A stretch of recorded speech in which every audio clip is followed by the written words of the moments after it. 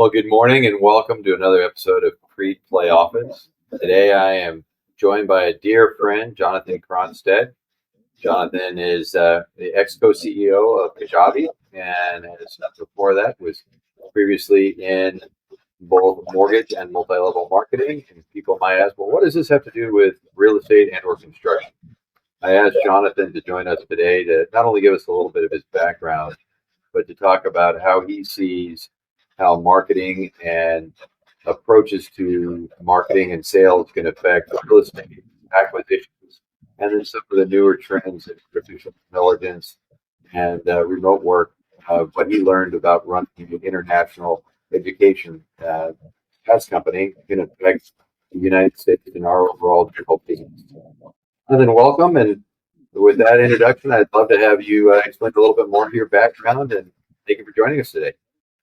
Yeah, thanks, Colby. Glad to be here and really looking forward to diving into all of those areas. For everyone listening today, my goal is that after today's episode, you leave with some ideas that you can begin implementing immediately in your business to be leveraging technology that may be new to you or may not be that new, but the applications of it are new to you. So the hope is that you've got some ideas to take action on today, and we can dive right in. My background for about the last decade has been in the world of software. So think software as a service, digital education, marketing automation, and technology. Previously president of a company called Kajabi.com. We are sort of leading the way in this creator commerce movement. If you think about all of those people you see on all of the channels you see them on, our platform gives them a place where they can take their premium content and digital offerings, put it behind a paywall, market, sell, and deliver that content. So that's the universe I play in, and really exciting to talk about the inflection points where that technology is hitting the real estate industry.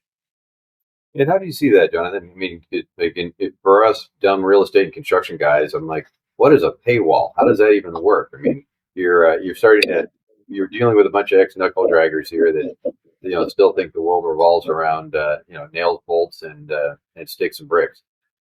Well, that's in all sincerity where the opportunity is in your industry, and to a lesser extent, my industry as well, which is things that you assume everyone knows so that you're not looking at them as opportunities because you're guessing everyone's already doing them. And so in my world, everyone's using software, how it's leveraged, where it's applied. It's all very commonplace, table stakes.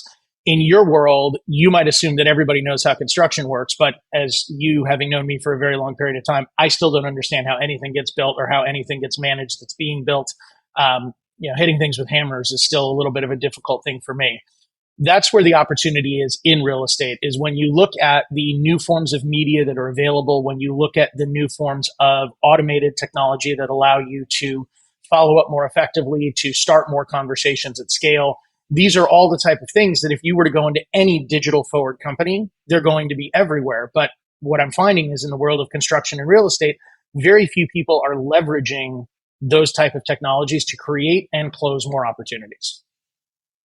Yeah, I would totally agree with that, especially, having you and I work together a little bit to take a bet, helping us revamp how we did things at Crede with some of our customer retention management tools, some of our AI work, and maybe chat a little bit about, some of your unique approaches to marketing or meeting people. I always, my favorite story I tell you about you is how you get a foot in the door by sending a shoe. And, I definitely have a track record of trying all of the goofiest ideas that I come up with at random times and just seeing what comes of it. But I would say that if we were to try and broaden it to something applicable to an industry, I would say the easiest place to start is in looking at what we call a blue ocean strategy. And that's namely, where have you seen something, experienced something, or tried something in an industry that isn't yours, that isn't being used in your industry, that you can then bring to your industry. So good example of that in the real estate world is YouTube. YouTube is something that as recently as 5 years ago wasn't really thought of in a real estate sense. It was, hey, take the listing video that you have for the house and just throw it up on YouTube and keyword load it and hope for the best. Don't look at YouTube as a channel that is going to have a strategic application in your business.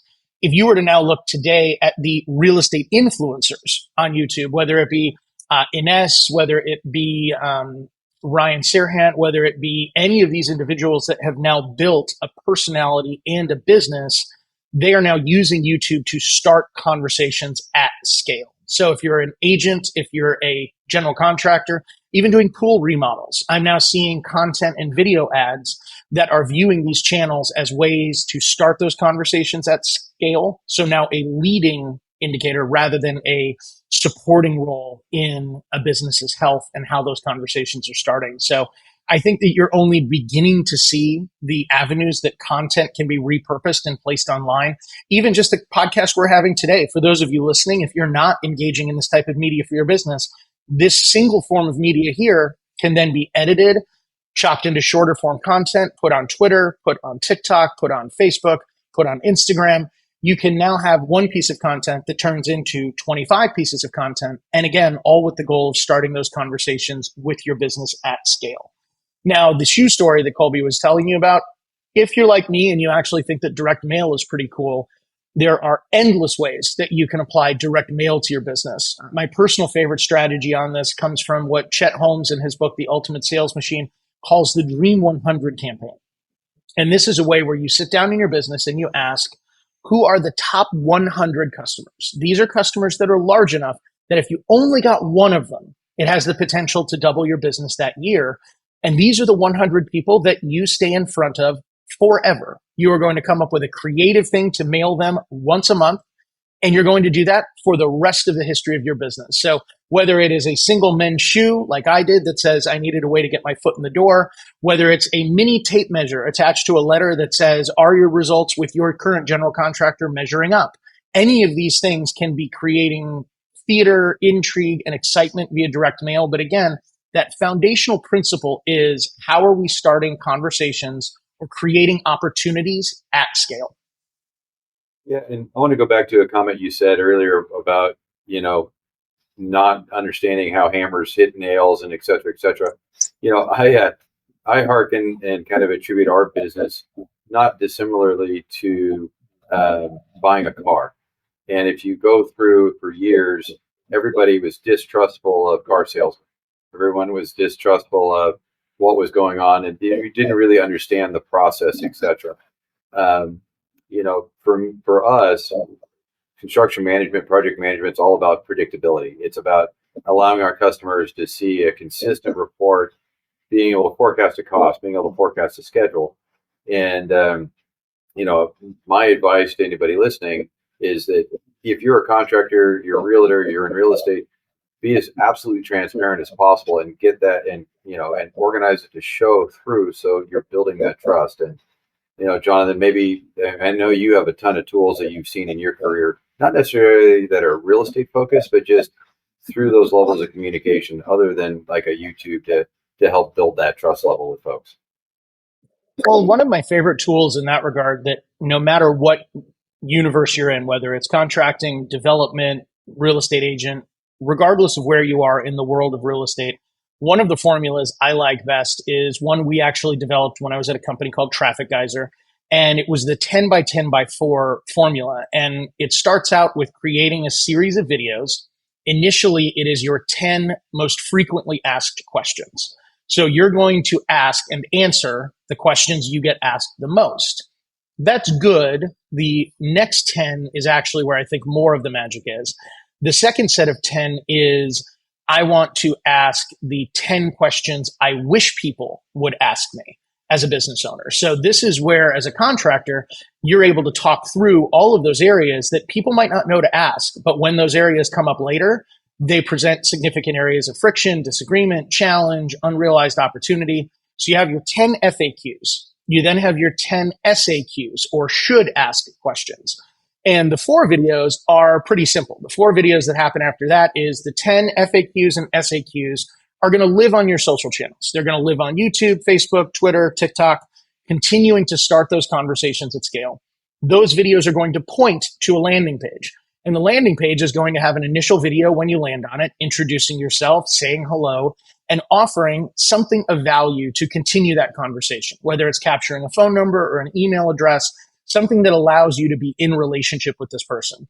And that is going to likely be a free report. Maybe it is the buyer's guide for choosing a general contractor, or maybe it is an industry guide for choosing a construction manager for your newest project. Whatever it happens to be, you're going to give something to that person. So you've got your initial video, then you've got the giveaway. The second video is going to be after they opt in. It's a thank you video. And that video is, thanks for downloading this free guide, check your email, it's in there.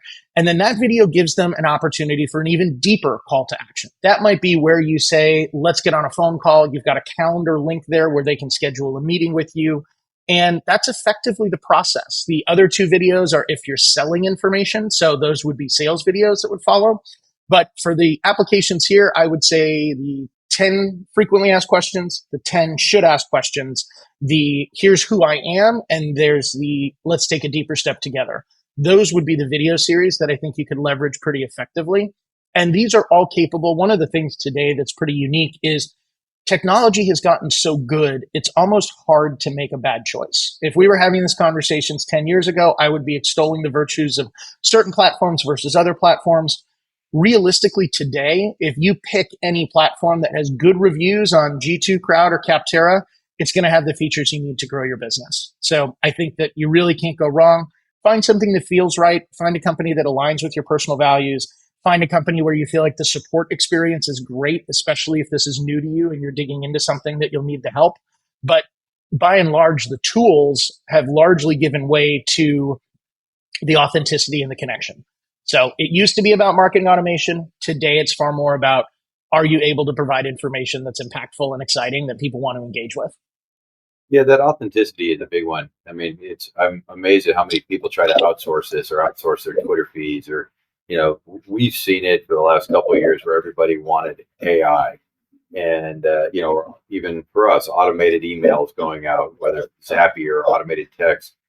But it's to me, those are almost becoming table stakes if you're a company at scale, and the H to H, the human to human interaction, really is becoming at a premium again. But you have to do that combination thereof, and maybe talk to that a little bit, because I watch a lot of people fumble through this where they think, oh, if I could just throw that video up, that's okay, but it's not authentic and it's not them, or at the end of the day, authenticity is a new currency. And as we look at the rise of AI, it is only going to become more so.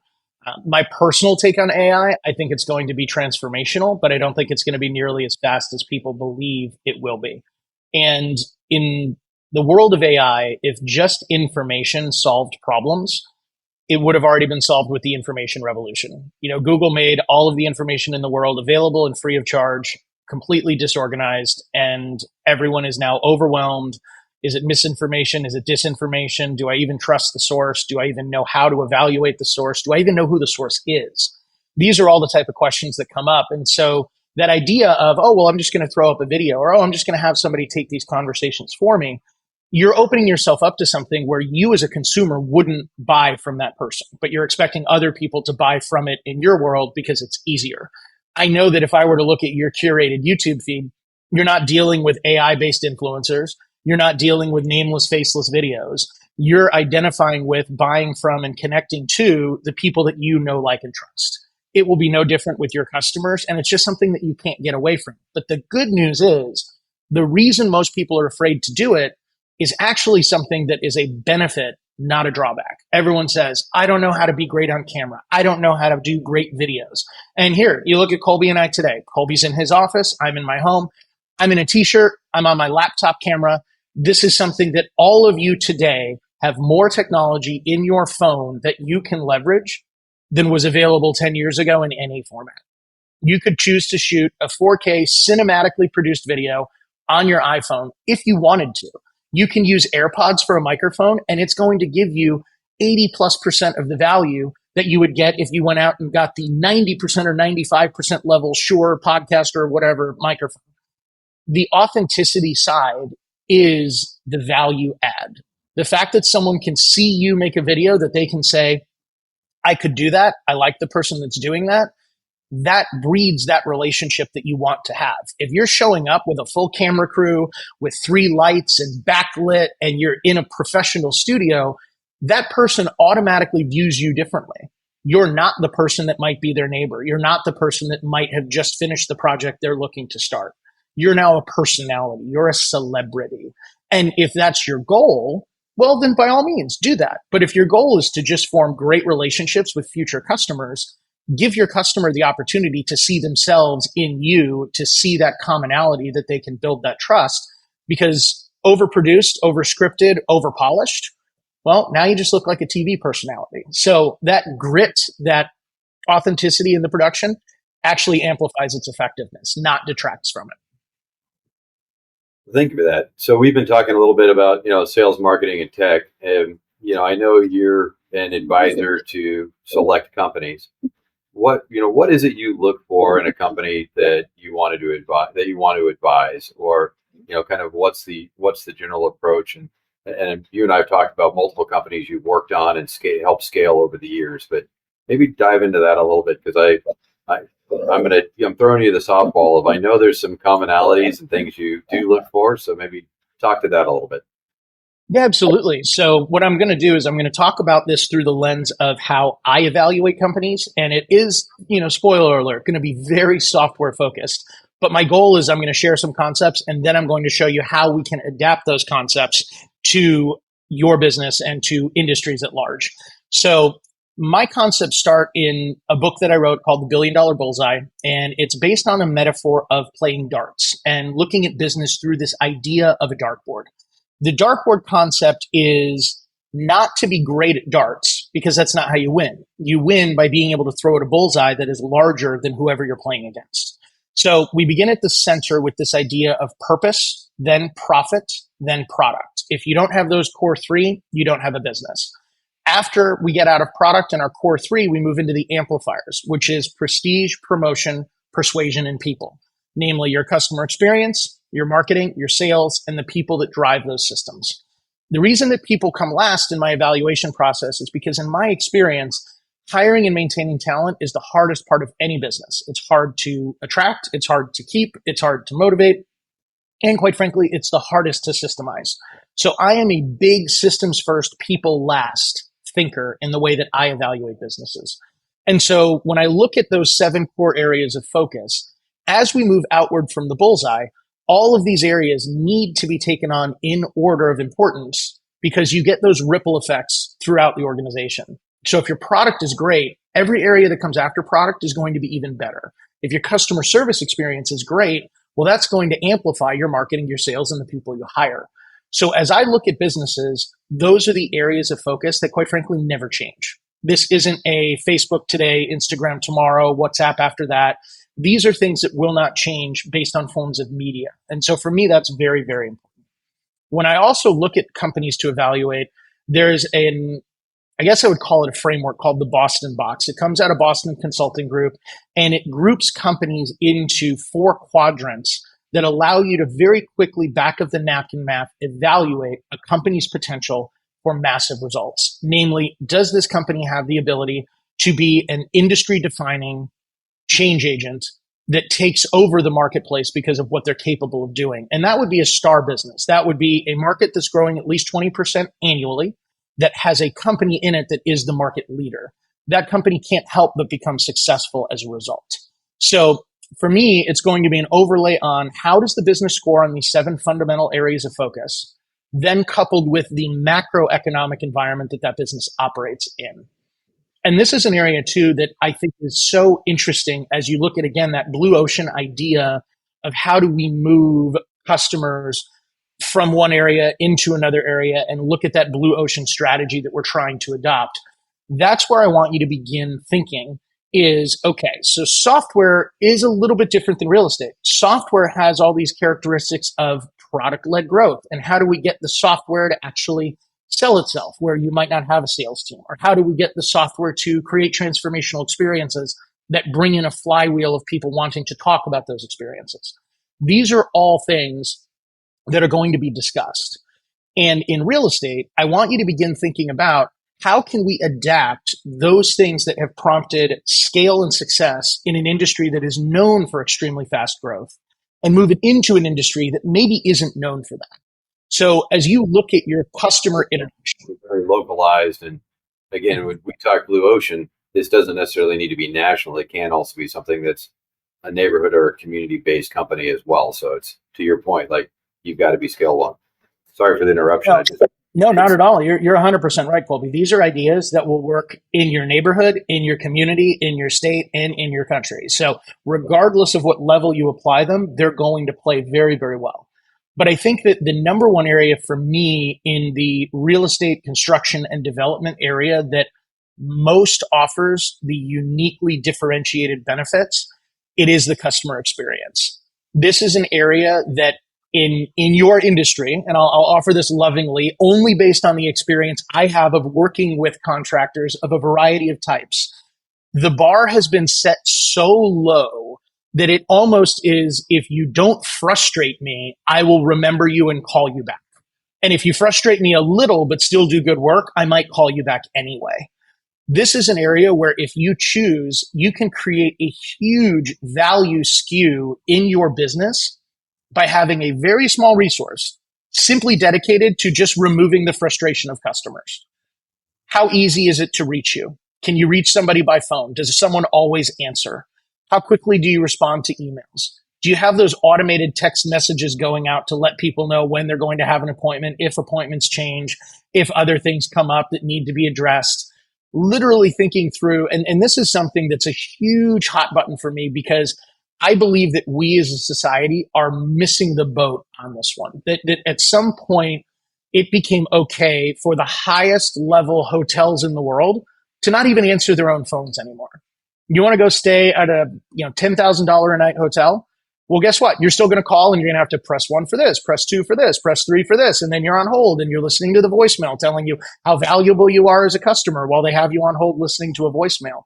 We are in an arena where if you just do that little thing, I promise you, you will see huge results. You will literally see people that are so surprised when someone answers the phone in person, they might actually have to adjust because they were expecting to press 1 for a different department. And if a pizza restaurant can figure out how to do this for $20 pies, I promise you the margins you have will support customer experience that wows people. Yeah, it's so funny you bring that up. I was just thinking through, as we've asset managed hotels over the years, we try to always have between 2.5 and 3 customer interactions per stay. So you always think, you've got the Tuesday easy because that's your check-in, your check-out. And now you have folks that are trying to go to mobile check-in, mobile check-outs where you're not actually interacting with someone. We wanted to always have in our hotels 2 more during the stay. So you're actually at a combined 4 to 4.5. Just to say, Mr. Cronstedt, I want to make you feel special. Is there anything else we need for you? And it costs you absolutely nothing because you're already staffing that front desk. You're already staffing your office manager that's doing the billing. So why not have them reach out, whether text, email, or in person, say, how's the job going? I want to make sure that my boss knows about the construction project. Is everything okay? Versus just, oh, Jonathan, you owe me money. And, that it seems like that's a lot of our interactions with contractors lately, or frankly, even investor relations. You're an investor that is invested in multiple real estate projects, just trying to keep that as transparent as possible. And the interaction of a quarterly report and having more than just, a Dropbox to you. I mean, what does it really mean? You're really calling, well, what should you expect? If everyone on this podcast listening today only gets one thing out of this, I'm going to give you the Mark Twain quote that says, if you ever find yourself on the side of majority, it is time to pause and reflect. If you are in an industry and you are watching everyone else try to remove the human element, can we get you to get your room key on an app on your phone? Can we get you to order your room service on an app? Can we get you to never have to interact with us in any way, shape, or form? That may work 50 years from now when all of the generations that grew up without the internet are prepared to interact in that format. But today and for the next 50 years, you have the primary allocators of capital, the primary spenders of money, the primary asset-rich generation that doesn't do business that way at all. And I was joking about this a couple of weeks ago that I should just start a concierge company that only handles technology and interacting with the world around them for people that don't want to do it. So take your 50 to 70-year-old person that now sees every doctor's office require you to check in via an app for an appointment, and none of them want to use apps. I promise you the service would kill. So it's one of those that, to Colby's point, it is a huge exponential differentiator for very little dollars. And if you're thinking that you're going to go into this world of technology being a differentiating factor in your business, but you're not a technology company, I can tell you that the technology will do more frustrating than it will to be satisfying. So I can't I can't layer this on enough. The value is in the interaction. The value is in that value skew. The value is in giving your customers a reason to tell people that you were a pleasure to deal with. Yeah, I mean, I totally agree with you. I look at it, you need that human to human interaction. Use technology for research. If you utilize Rocket Reach, utilize Zoom Info to find out more about people or the potential customers. Tracking down, figure out what conferences or what professional associations they're with. And this isn't just. Well, and I think that's actually a really good point, Colby, that you just brought up, that I would make sure everybody in your universe is giving some thought to. There are all of these areas today where you can find your audience, whether it is Facebook, Twitter, YouTube, Instagram, TikTok, any of these areas, LinkedIn, another one. You've got these universes where your audience is. Your goal is not to keep them on that platform. Your goal is to connect with them on that platform and move them into a universe that you own and control as quickly as possible. You don't want to keep trying to move something forward on a social platform. Because as we all know, the social platforms have their own algorithms, they have their own agendas. I wouldn't want to leave my business on a platform that could deplatform my business. I want to always be looking for the platforms where I can connect with a broad audience and then bring those people into my home for dinner, metaphorically speaking. So please, please, please, if you're on platforms, if you're connecting with people on platforms, be looking to move them to your email list, to a phone follow-up, to some format where it's you and them, not I'm going to continue posting content. Yeah, and I mean, and you hit on that well, that has been what we've found. I don't use social media to sell. I don't use social platforms to sell. I use social platforms to connect with people for general marketing and for information to pull them through that. We've found, and I'd be curious on your take, if you're trying to directly sell to someone through a third-party platform, you're going to fail because you and 70 million other people are trying to do the same thing. Again, differentiate yourself. Use that for value add to get them somewhere else. 100%. Because all of the platforms you're on, they are not in the business of having you transact on their platforms. They're in the business of keeping people on their platforms so they can sell them more advertising. So the moment that you are trying to use, interact, or participate on a platform for the format that it is not designed for, they're not going to like it. And there are even platforms that will actually punish or remove you if you are trying to transact on the platform. It's just something where you want to aggregate and assign. You want to find the audience and move them to your universe as quickly as possible. So we'll get back up a little bit to kind of more macro. And in your world, as you're seeing it, I mean, interest rates have affected all of us. Bless you. Both in real estate, M&A. Yep, you know where this is happening live. I'm sneezing right in front of you. So, Colby and I are not AI. This isn't being performed by robots. We're actually here. I do think you're a celebrity, but that's just a different. That's a whole. We got to get you better audiences. Absolutely. So maybe talk to us a little bit on what you're seeing on the macro, on the tech world and software world, and again, because it's for us here on the real estate side, what affects your historic world also affects us for occupiers and how people are moving in and out of offices, and just kind of general trends. Typically, I see software and venture capital 6 to 9 months ahead of kind of what hits mainstream real estate. So I think today it's a hard question to answer, but if I were to try and guess at what I look at is current state and potential future state, here's the way I would describe it. I think we as human beings have a tendency to always take it too far when things are good and to always take it too far when things are not good. And I think in some ways in technology today, we have over committed and over focused on the transformative power of AI. And I believe that AI is going to follow an adoption curve similar to the internet at large, albeit a little bit faster. But I think when you look at the S&P 500 and fully 1/3 of the market cap existing in the top 5 companies, you're shaping up for something that there's not enough growth to support that type of concentration. I think we've gotten a little bit .com era on technology companies. And I think that those companies will continue to deliver. But if you look at Sundar Pichai's quote from Google, he said that the biggest risk today is not overinvestment, but underinvestment. Well, what that says to me is they are able to spend into a future that might not be delivered on the timeline they're assuming, and they have the luxury of doing that. Businesses that are not as big as them do not have that luxury. So I think you're going to see a lot of companies get pulled into this idea of, oh, well, if Google's doing it, we better do it. And you're going to see companies get a bit over their skis. Let's remember Amazon built Amazon Web Services because they had so many extra servers from their expansion that they didn't need, that they needed to find a way to figure out what to do with them. So it came out of that overinvestment. And again, they had the ability to shoulder that.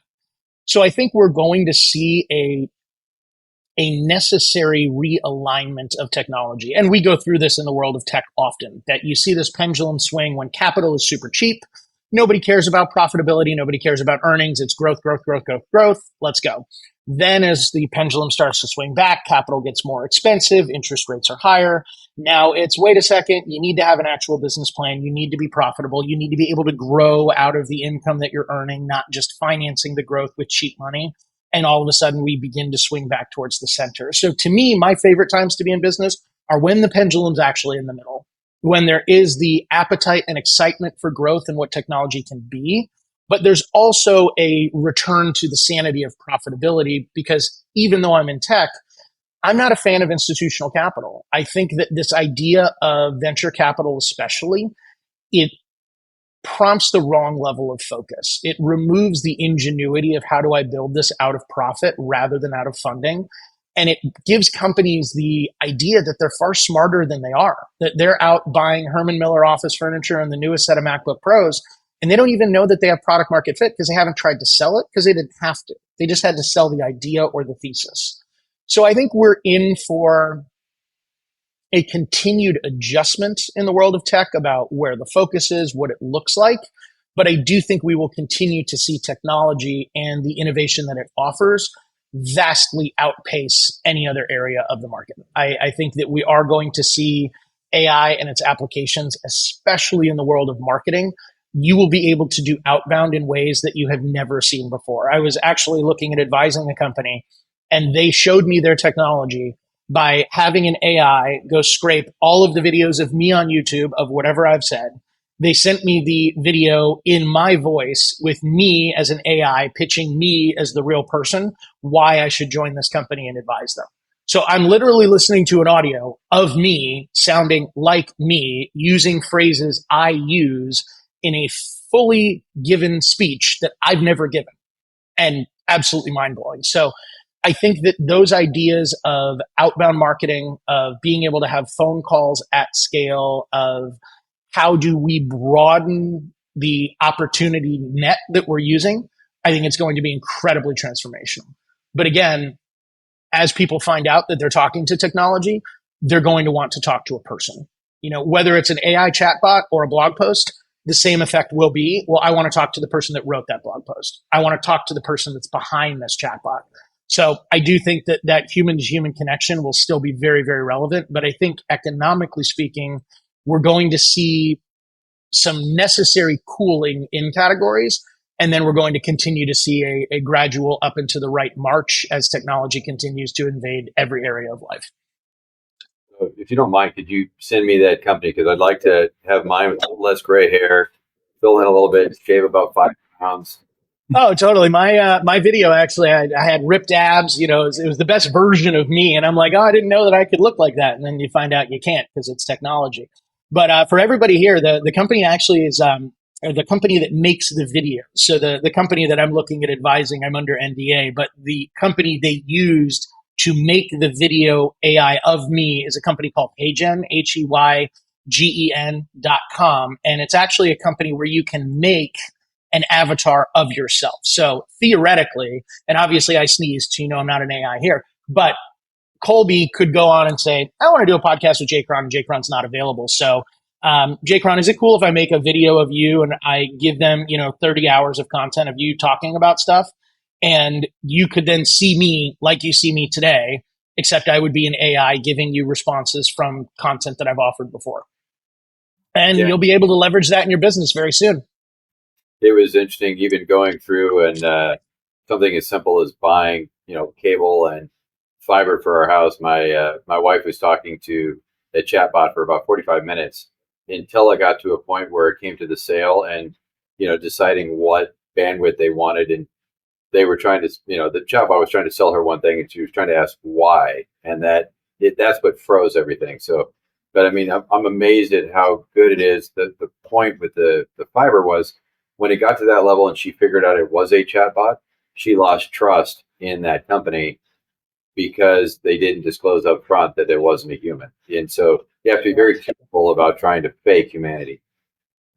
A guy that I really love listening to is a guy named Greg Eisenberg. And Greg actually was talking yesterday about the impending gold rush of AI-free startups that will likely be taking place as this adjustment begins to happen. So you are going to see companies and content and areas proudly displaying that they are human by human, interacting with humans, because there are going to be a lot of people that are very afraid of the robots. And, rightfully so. I mean, when you have the smartest power brokers in the world debating whether AI will be the greatest force of productivity on the planet or our ultimate destruction, I would be nervous. I would feel, hey, how do we leverage this responsibly? And so I think there is going to be a window in the short term that you're going to see a lot of people want to broadcast to the world that they are not AI. And this goes back. So if we go back to, 2008-ish, there was a show called Search Engine Strategies in Silicon Valley. And a gentleman wrote a book. He was keynoting the event called The Man Against the Machine or Against the Machine. And he basically said that we will never know the power and capabilities of the internet until we lose one generation that is still afraid of it. AI will be no different. That, my daughter is 4. My daughter will never know a world that doesn't have smartphones, that doesn't have every piece of information available on demand and immediately. She will never know a world that doesn't have chatbots and all of those things. All of those things will be a part of her life. As she grows up in that, the wherewithal for technology and the popularity and excitement to engage with it will massively increase because their worldview is technology is amazing and it's ever present. However, in my world, I can remember when I didn't have a cell phone. I can remember when it was go outside and play until the streetlights come on. So to me, when I'm talking to a chatbot and I get an answer that's like slightly off, that I'm like, oh, a human being wouldn't say that, I'm pretty pissed. I'm like, no, why did I waste all of my time interacting with something when all I really wanted to do is buy something? And if there was a real person that just said, oh, you just want to buy it? Yeah, great. Here's the money. Not, oh, I'm a chatbot and I need to go through these 38 pieces that I would like in the customer form. I don't want to do that. I just want to give you money and buy something. So I do think that there are going to be opportunities to differentiate yourself while being not AI and leveraging AI. Yeah, it's we're talking about different companies in the application. So we use 2 different companies as part of our platform. One's called Onsite IQ and one's called Blue. And Onsite IQ, actually, we use predictability, AI for predictability. We have a person walk every one of our jobs once a month and also do it every week. And then it's the same thing. So it'll predict where the schedule is and off a baseline, and then also integrates into our base system to say, oh, you add more people if you want to catch up, or here's the opportunities to accelerate to beat the schedule.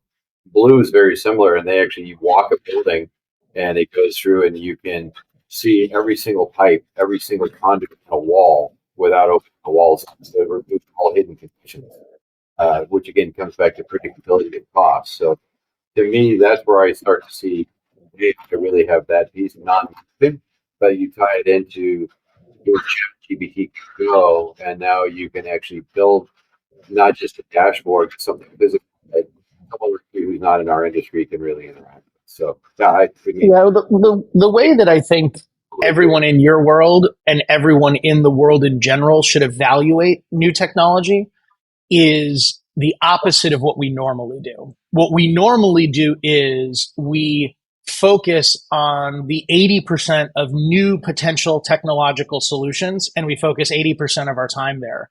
And it gives us a very small increase. I would prefer to see the vast majority of focus being on excellence across the core functionalities of a business, and the 20% bonus time of let's play with some tools and technology that could change everything. But it should be the margin, it should be the bonus, it shouldn't be the business. And if you as an entrepreneur are saying, I've not experienced my customer service experience in a long time, I've not experienced the onboarding as a new customer, I've not experienced the post-purchase experience, if you're looking at the areas that actually drive the business and you're not playing there and you're spending all of your time playing in the areas that will plus the business in certain areas, I think you're missing the point. It really is something that the tool is meant to be a value add or a force multiplier. The tool is not meant to completely replace the business and replace your focus on those core areas of the business. So I think that we all have a tendency to get excited. We all have a tendency to dive into those rabbit holes of, oh my gosh, this technology is going to change everything. The answer is maybe, but I'm still pretty positive you answering the phone today and talking to customers will do more for your business than trying to leverage AI for every area of your business right now. so let's talk about the last bullseye, employees, and pivot a little bit and go to internal marketing, if you will. Because again, employee retention, employee growth is, to me, I wouldn't have a business if it wasn't for our people. We are a people professional service business.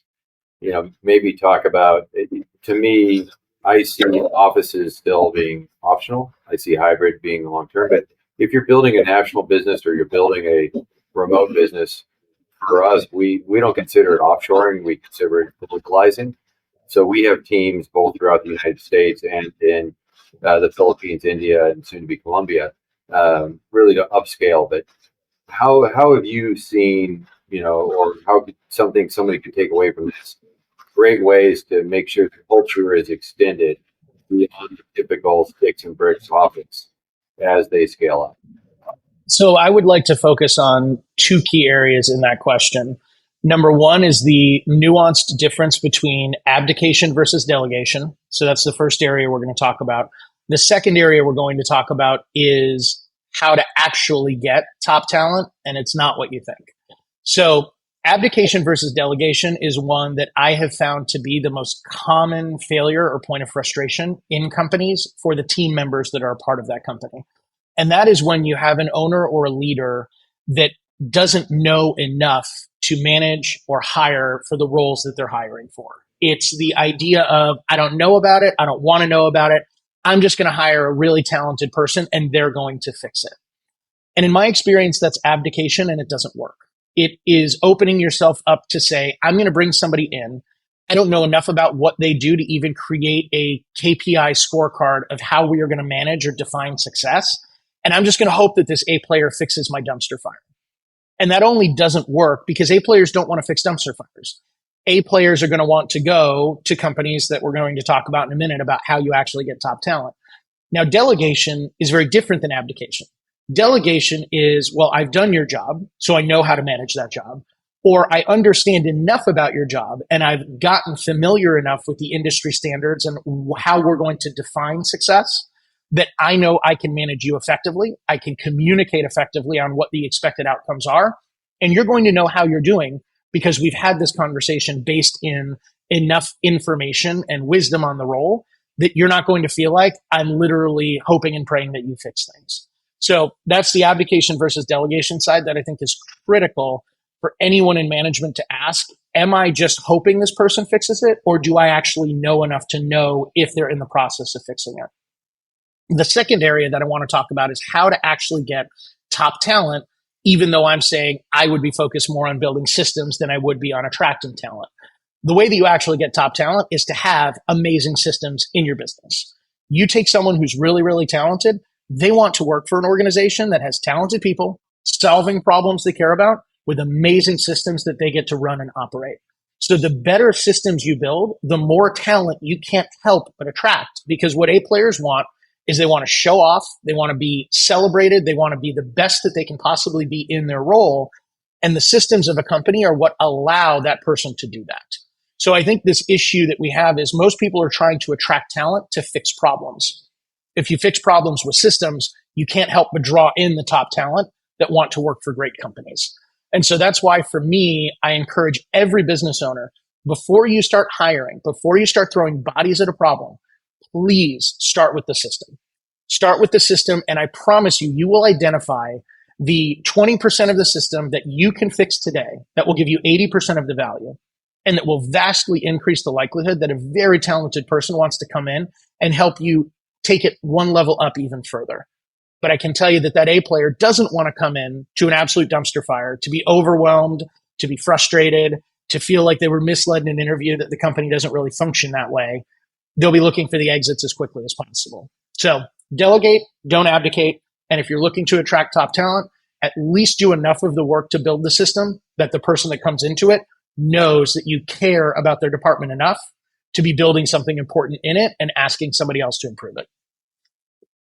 I totally couldn't agree more. I mean, and I've gone through it even when we have been our own dumpster fire and told employees that we're a dumpster fire and they want to fix it. And you overwhelm them too quickly. So you have to absolutely fix your systems from the ground up. And no different than sales, no one can do it better than a founder, because you know your baby from inside and out better than anybody else does. You can use folks for advisory. You can use folks to help implement systems. But if you're not willing to spend the time to actually explain where you're at, what it is, and how to fix it, no system will fix it for you. Couldn't agree more. So maybe talk a little bit on the retention side, because you've been a master of the seller doer. So I think through some of the stuff you've done over the years of, acknowledgement and different, programs and packages to convince folks to be good seller doers. And it's not a one size fit all. And I know we've got about 5 minutes left here, so hit that quick. And then would love any closing thoughts, and also what you're planning to do next and how people can get a hold of you. Sure. So I would say on the retention side with talent, I think the number one thing is to have a foundationally appropriate mindset as a leader. And where I've always come from with that mindset is twofold: that I only expect team members to do what is best for them and their family. That is my only expectation at any given moment. And my belief is that my job is to make sure that being at said company, achieving said goals, is what is best for them and their family. And as I look at, when people leave, it's an opportunity for self-reflection and to really ask, am I embodying what is best for them and their family? Are we proactively rewarding? Are we proactively, rewarding performance? And all of those questions, I think, are critical. So again, assuming that your team members will always do what's best for them and their family, and that your job is to make sure that this company is what's best for them and their family. Once that foundational mindset is there, I think that there is a huge opportunity for recognition that most companies don't take advantage of. Lots of companies just go down the road of, we'll give out bonuses, or we'll give out, a raise every year. That's sort of the table stakes of business. I want you to consider, how do you make somebody truly feel special in a universe that they care about? So my favorite quote on this topic is Napoleon Bonaparte said, "My life as a general changed when I realized men would die for a blue ribbon." It's a bit of a morbid quote, but what it's meant to illustrate is how incredibly important and impactful true recognition can be. And that recognition can be in a company for your employees. That recognition can be for your customers. That recognition can take place in any area of the business where you're putting that forethought in and saying, this is the universe you're in. This is the code of conduct or rules of that universe. And when you're winning in that universe, you're going to be recognized in that universe, and everybody else in that universe is going to be excited for you. So at Kajabi, we did this in our customer program called the Kajabi Hero Program. And this was one where, as people were achieving on our software platform, We sent them a t-shirt. We sent them a hat. We sent them all of these things that just were, our goal was to basically show up for them and say, hey, you're doing cool stuff. And we wanted to say thank you. And we wanted to celebrate you for doing it. In your employees, this can be something as creating a culture of recognition. Empower your employees to recognize each other. This was one thing we had at Kajabi where every single week we would actually, people could give each other, this is very early days. I mean, we were probably only 30, 40 employees at the time, but employees could actually give each other tickets for recognition. Like, hey man, thanks for helping me out with this. Thanks for helping me out with that. And we had a weekly drawing for prizes. And then we had an annual drawing for really big prizes. And it was just a way of letting an employee say to another employee, hey man, thanks. You did a really great job and I appreciate it. But that culture of recognition, I think, is so critically important because anybody can go to a job and have a paycheck and anybody can get a raise. And that raise is then going to likely disappear into the machine of banking and 401ks and bills and everything else. So the moment you give them the raise, it's exciting. The next week, that's just what the job pays. So there's not a real residual effect to the dollar side. You want to get creative. You want to find something that continues to move your company culture forward, that is woven into how you operate and how you interact. But again, going back to that authenticity being currency, it has to be genuine. You know, you don't want to go give your employees the old successory awards that, you know, the crystal statues that you're going to put on your bookshelf. The employee doesn't care about it, doesn't want to show it off. You don't care about it. You want to find a way to make it genuine and to make it exciting. So it's different for every company. But a culture of recognition, a culture of reward, I think is absolutely critical. And the way that I would probably say I personally like seeing organizations take this on, I'm not a big mission, vision, values guy. I think when you look at the vision, mission, values, every single company has one. And if that's really what prompts alignment amongst a team, every company would be aligned because every company has one. I take a little bit of a different tack on organizational communication and management. I believe you as the owner, founder, or CEO, you have to have an internal purpose that drives you. And that can be highly personal. It doesn't need to be socially acceptable. It doesn't need to be something that you're going to tweet about. It is just what gets you out of bed. Exactly. It's what gets you out of bed at 5 a.m. when everybody else is sleeping. That's your purpose. You then have your external purpose. The external purpose is why you do what you do, for whom you do it. And this is all about your customers. 100% the transformational value that you bring your customers. And you're now going to ask me, well, where's the employee purpose? Where's the team side of it? In my opinion, I don't know that that really exists in my mental framework, because I believe that the only way you get great team members that are aligned, you have to let them choose that they want to participate in that universe. So your job is to popularize, proselytize the purpose for your customers and let employees say, I care about that. Let an employee say, I care about having a great building experience where someone is so excited about their construction management that they want to use us again and again. And I get satisfaction out of seeing our deal board of the things that got built and the things that now exist because I was a part of that. You want people to opt into your culture, because if you as the owner create a mission, vision, values set and cram it down the throats of employees, you will have no buy-in. And if you try and co-create it with your employees, you will get no buy-in because it will be diluted to the point that it's not effective given everybody else's individual focus. So please, please, please make sure you are taking this, you are talking about that purpose, you are letting your employees say, yes, that's important to me. And if you are talking about your purpose and you have anybody that's like, not that important to me, they might not be a fit. So I would make that decision sooner than later. But Colby, that's what I got on the organizational team side. Well, thanks, my friend. And anybody looking for JCron, look him up at jcron.com and reach out. Thank you again for joining another episode of Crede Play Offense. Absolute pleasure, Colby. If you're listening, play offense. You'll be happier you did. Have a great day, everyone. Take care.